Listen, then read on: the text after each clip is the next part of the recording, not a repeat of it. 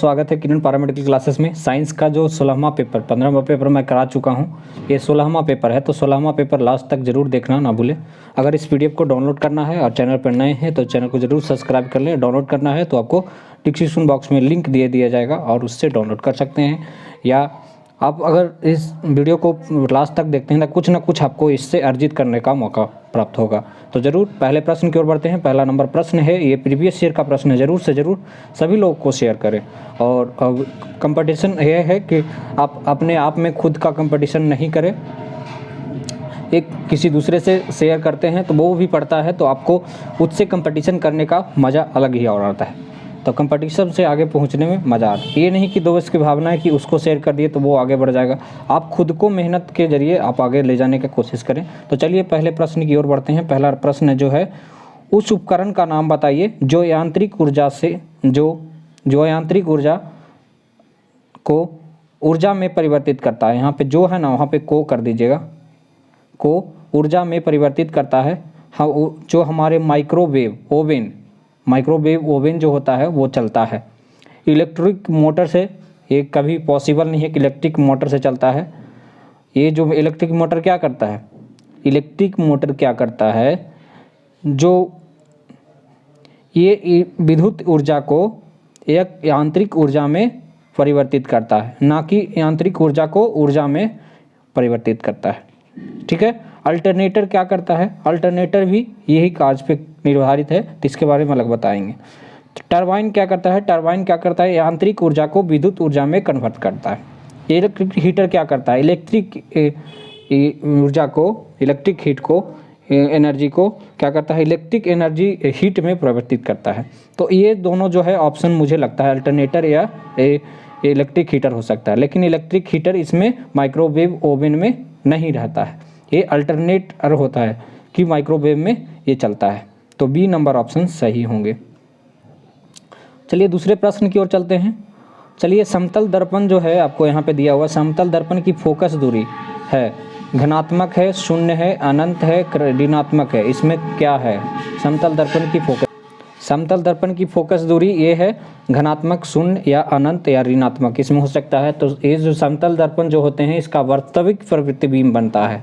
जब वास्तविक प्रतिबिंब बनता है तो इसको अनंत तक बनेगा, ये लास्ट तक। फोकस दूरी क्या होता है, वास्तविक प्रतिबिंब जो बनता है वास्तविक प्रतिबिंब बनता है और इसका अनंत तक होता है। अनंत का नाम सुने होंगे, किसी का अनंत नाम हो सकता है।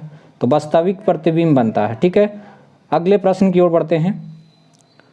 एक कालीन मतलब समझ रहे हैं, कारपेट घर में देखे होंगे कि ठंड के दिनों में कारपेट बिछा के रखते हैं ताकि पैर जो है ज़मीन पे ना पड़े, और या सॉक्स पहन के चलते हैं कि उसमें पैर ज़मीन पे ना पड़े, ठंड ना लगे। तो एक कारपेट को डंडे से साफ करने के लिए कार्य में शामिल नियम का नाम बताइए। कौन सा नियम काम करता है, ये कारपेट में डंडे से अगर साफ करते हैं, मार पीट के साफ करते हैं, तो उसमें कौन सा नियम कार्य करता है। गति का पहला नियम कार्य करता है, गति का दूसरा नियम कार्य करता है, ऊर्जा संरक्षण का नियम कार्य करता है, तो और द्रव्यमान के संरक्षण का नियम कार्य करता है। तो ये जो है इसमें गति का पहला नियम कार्य करता है। जब किसी वस्तु को हम डंडे से पीटते हैं तो वस्तु क्या आगे बढ़ती है, जब तक कि उस पर बाहरी बल का नहीं मतलब कि प्रेशर दिया जाए तब तक कि वो वस्तु स्थिर रहती है। तो ये गति का पहला नियम का काम करता है। ठीक है। यह जो है तो जब हम डंडे से मारते हैं इसमें तो ये कारपेट जो है आगे पीछे होता है और इसमें गति का नियम का काम करता है। तो इसमें जड़त्व का नियम का भी कुछ लिया जाता है, जड़त्व का नियम का, तो इस तरह से होता है। ज़रूर जो है इस तरह से शेयर ज़रूर करें बच्चों। क्वेश्चन जो है आप लोग को ये बहुत ही इंटरेस्टिंग होने वाला है, बहुत ही अच्छा क्वेश्चन है, आप लोग शेयर ज़रूर करें। विद्युत चुंबक का उपयोग कहाँ किया जाता है, इलेक्ट्रिक घंटी में किया जाता है, पारंपरिक टेलीफोन में किया जाता है कि डायनोमो में किया जाता है, उपयुक्त में से सभी में किया जाता है। विद्युत चुंबक जो है उसका उपयोग जो कहाँ किया जाता है, विद्युत चुंबक का उपयोग किया जाता है उपरोक्त में से सभी, इलेक्ट्रिक घंटी में भी किया जाता है, पारंपरिक टेलीफोन में भी किया जाता है, डायनामो में साथ साथ किया जाता है। तो इसमें डी नंबर ऑप्शन सही होंगे, सारे चीज़ में उपयोग किया जाता है। ठीक है। टेलीफोन में भी विद्युत चुंबक का उपयोग किया जाता है। कौन सा टेलीफोन, तो पारंपरिक टेलीफोन जो था पहले उसको क्या करते थे, उसमें चुंबक का उपयोग किया जाता था। ठीक है। और सभी चीज़ें इलेक्ट्रॉनिक जो भी चीज़ें हैं जिससे हम बात कर रहे हैं, तो वो इसमें इलेक्ट्रॉनिक स्पीकर जो लगा हुआ है उसमें चुंबक का उपयोग किया गया है, चाहे छोटा सा हो या बड़ा सा हो। चलिए आगे प्रश्न, जब कोई किरण खाली स्थान से यात्रा करती है तो पूर्ण आंतरिक परिवर्तन का निरीक्षण करना संभव है। पानी में हवा, पानी में गिलास में पानी एंड गिलास में हवा, किस तरह से ये मतलब हो सकता है, पूर्ण आंतरिक परिवर्तन कैसा संभव है या नहीं है।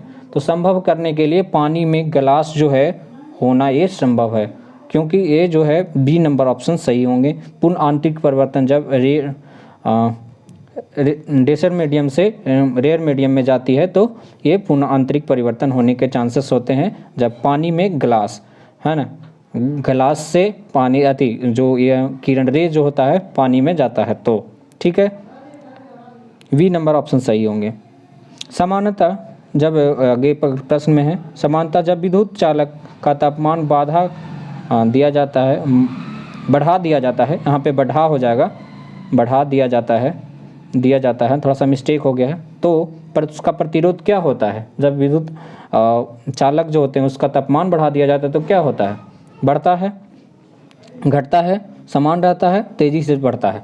इसमें क्या क्या होता है, जब सेमीकंडक्टर मतलब कि अर्धचालक हो जाते हैं और कंडक्टर जो होते हैं उसमें इस तरह के होते रहते हैं, प्रतिक्रियाएं होती रहती है। तो प्रतिक्रियाएं क्या होती है, तो इसमें जो होता है विद्युत चालक जो होते हैं उसमें अगर तापमान बढ़ा दिया जाए तो उसका प्रतिरोध क्या करता है, बढ़ता है। ए नंबर ऑप्शन सही होंगे। चलिए अगले प्रश्न है, रेडियोधर्मिता की खोज किसने की थी और किसके द्वारा की गई थी। तो इसका ऑप्शन है, आप लोग पहले प्रश्न पढ़ लेंगे। रेडियोधर्मिता की खोज जो किसके द्वारा की गई थी, बेकरेल ने। बेकरेल का फुल फॉर्म नाम था Antoine Henri Becquerel, Antoine Henri Becquerel, Antoine लिख लीजिएगा, एंटोनी हेनरी बेकरेल, बेकरेल का नाम सुने हैं, बेकरेल, इस तरह से बेकरेल जो लिखा हुआ है। मैडम क्यूरी ने किया था रेडियोधर्मिता की खोज, रदरफोर्ड ने किया था, तीसरा नंबर ऑप्शन है, जेम्स चैडविक ने किया था। तो चैडविक लिखा हुआ है, चैडविक थोड़ा सा मिस्टेक है यहाँ पे, तो आप लोग देख लीजिएगा एक बार, चैडविक ने किया था। तो इसमें कौन से ऑप्शन होंगे, तो पहला नंबर ऑप्शन होगा, क्योंकि रेडियोधर्मिता की खोज से बेकरेल ने किया था, जिसका नाम फुल नाम है एंटोनी हेनरी। एसआई यूनिट होता है बेकरेल। अगर रेडियोधर्मिता की अगर एसआई यूनिट की बात करें, रेडियो और धर्मिता की बात करें तो इसका एसआई यूनिट जो होता है बेकरेल होता है, बेकरेल होता है, ठीक है, इस तरह से बेकरेल होता है एसआई यूनिट। चलिए अगले, निरपेक्ष शून्य है, खाली स्थान बात ही निरपेक्ष शून्य है, इसमें बताना है क्या निरपेक्ष शून्य है, कांस्टेंट क्या हो सकता है, मतलब कि बताना है ये इसमें क्या हो सकता है निरपेक्ष शून्य। -270 डिग्री सेल्सियस, -270 डिग्री सेल्सियस नहीं फ़ारेनहाइट, ठीक है, -270 डिग्री केल्विन ये हो सकता है, -270 डिग्री यहाँ पे फ़ारेनहाइट होता है, बी नंबर ऑप्शन में फ़ारेनहाइट, इनमें से कोई नहीं, क्या होगा ऑप्शन बताना है। तो -270 डिग्री सेल्सियस ये आंसर होंगे, ए नंबर।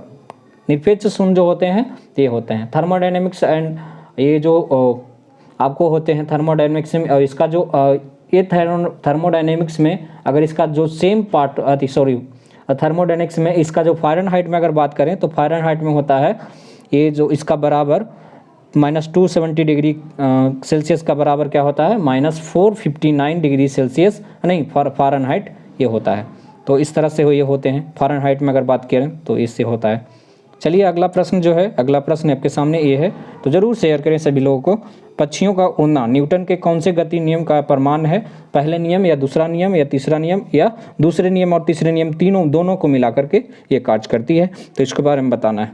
तो ये जो है पहला ऑप्शन आप लोग को दिख रहा है, तो ये जो न्यूटन के तीसरे गति नियम क्या करती है, ये फॉलो करती है। जब पक्षियाँ उड़ती है तो उसमें क्या हवा का फ्लो जो होता है ये होता है, ये पंख है मान लिया जाए, ये पंख है, ये पक्षियाँ ऊपर नीचे ये पंख करती है ऊपर नीचे, तो क्या करता है न्यूटन के तीसरे गति नियम को फॉलो करता है, क्योंकि प्रत्येक क्रिया के बराबर विपरीत प्रतिक्रिया मिलती है तब ये पक्षी उड़ पाती है। तो ये होगा सी नंबर ऑप्शन। फ़ारेनहाइट और सेल्सियस के किस तापमान पर समान मान देंगे आप, जो फ़ारेनहाइट और सेल्सियस के किस तापमान जो है उस पर समान मान आपको दिया जा सकता है। तो -40 डिग्री सेल्सियस -270 डिग्री सेल्सियस और -40 degree Celsius and 270 degree Celsius, इसमें क्या आप मान देना चाहेंगे जिसमें दोनों का समान, जो सेल्सियस और फ़ारेनहाइट का दोनों का मान जो है समान हो सके। तो -40 डिग्री सेल्सियस जो है आप दीजिएगा तो दोनों का सेम वैल्यू आ जाएगा, जिसमें आप लोग फ़ारेनहाइट या सेल्सियस दोनों में एक सेम वैल्यू हो सकता है या है। ठीक है, अगर यूट्यूब फैमिली से सपोर्ट करना चाहते हैं तो आप चैनल को सब्सक्राइब कर लें, और टेलीग्राम फैमिली से जुड़ना चाहते हैं तो ज़रूर जुड़ें। तो इसको अगर PDF को डाउनलोड करना चाहते हैं डिस्क्रिप्शन बॉक्स में के अंदर जाएं और ये आपको मिल जाएगा। अगर मुझे कांटेक्ट करना चाहते हैं तो इस नंबर पर, स्क्रीन पर दिए हुए नंबर पर कांटेक्ट कर सकते हैं। किसी भी तरह से आपको सहायता की जाएगी। तब तक के लिए धन्यवाद। आज के लिए इतना ही, मिलते हैं अगले नेक्स्ट वीडियो में। Thank you very much.